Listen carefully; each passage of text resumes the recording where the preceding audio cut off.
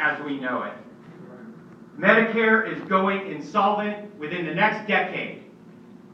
So beyond just the fact that President Obama's healthcare law raised $700 billion to fund some of the new programs, such as Medicaid and other preventive services, we realize that the only way to ensure that these programs are there for future generations is if we reform them. Now, I've heard Paul Ryan talk about his mom, who happens to live right here in Lauderdale-by-the-Sea. So I don't think it's a good idea for my opponent to attack one of her future potential constituents' mothers. Not the best way to win an election. But I'll tell you too about my mom and my dad, who are both on Medicare.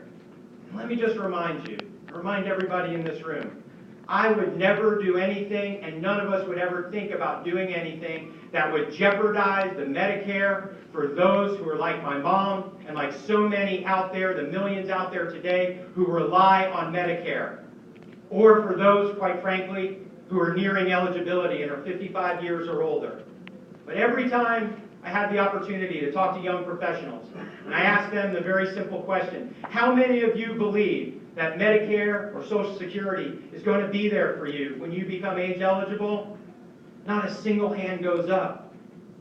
We are on the right side of this issue because we are the only ones who are talking about what needs to be done to save and strengthen these programs for the future. And so we need to push back every single time from these scare tactics and the finger pointing and the blaming and all the types of commercials that you're going to see of Adam Hasner and all the rest of us pushing Granny off of the cliff. It's going to take a lot of work and it's going to take a lot of effort.